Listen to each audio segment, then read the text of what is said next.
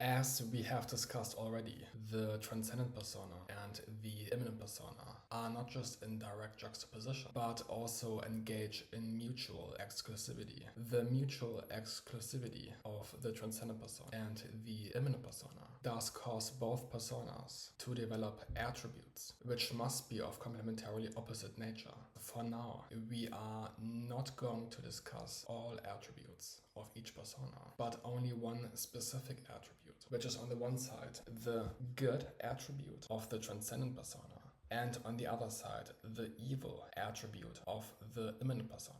As I've said already, all attributes of each persona must be of complementarily opposite nature. So is good the complementarily opposite attribute of evil, and evil is the complementarily opposite attribute of good. The good attribute is distinctive to the transcendent persona, and the evil attribute is distinctive to the immanent persona.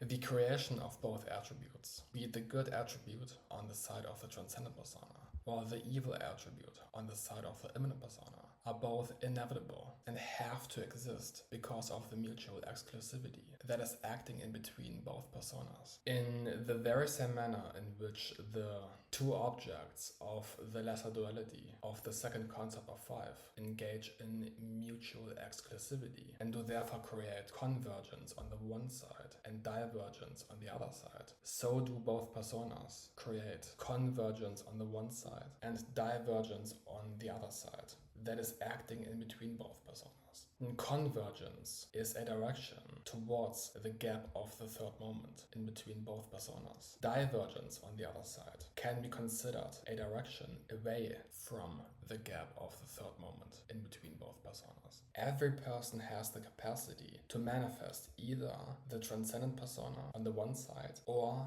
the immanent persona on the other side, with their respective neurodivergent state. But only one persona is going to be realized. When two people are directly juxtaposed, one of them must manifest one persona, and the other person must manifest the complementarily opposite persona, since it is impossible for both people to manifest the neurodivergent state of the same persona. As we have discussed already, both personas are designed. The intentional design of the transcendent persona with its good nature by God is consistent with his own good nature and therefore didn't cause any resistance during the very creation process. The intentional design of the immanent persona, on the other side, with its evil nature, is inconsistent with the good nature of God and therefore caused resistance during the very creation process. Given that the creation of the immanent persona by God alongside its evil nature was not appreciated but necessary in order for the relationship between the transcendent persona and the immanent persona to be consistent with the second concept of five. God does therefore follow and ties himself to the very same laws he created. Because the immanent persona is intentionally designed to be evil, there must be a mechanism set in place that does allow the immanent persona to avoid its own evilty. This very mechanism is free will. The addition of free will as the avoidance mechanism is paramount with a secondary immanent persona that does dwell within the confines of the primary immanent persona, meaning free will or the secondary immanent persona is a latent entity within the surrounding primary immanent persona.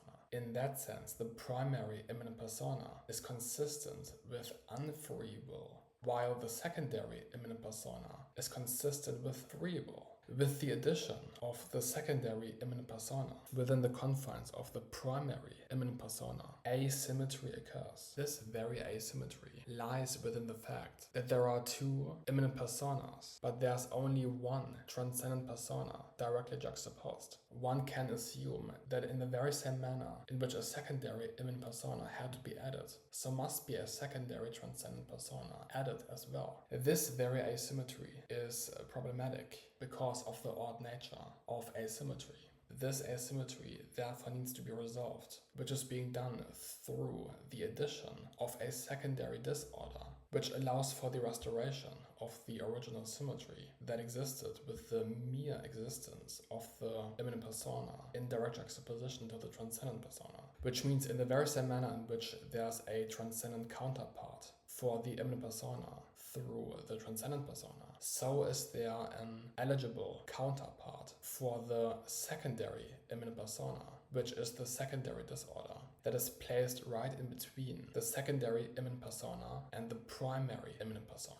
Because there are two transcendent entities and two immanent entities, we end up with a total of 4 stages in sum. Because the primary immanent persona is consistent with unfree will, it therefore can also be deemed as inevitable. And because the secondary immanent persona is consistent with free will, it therefore can be deemed as eventual.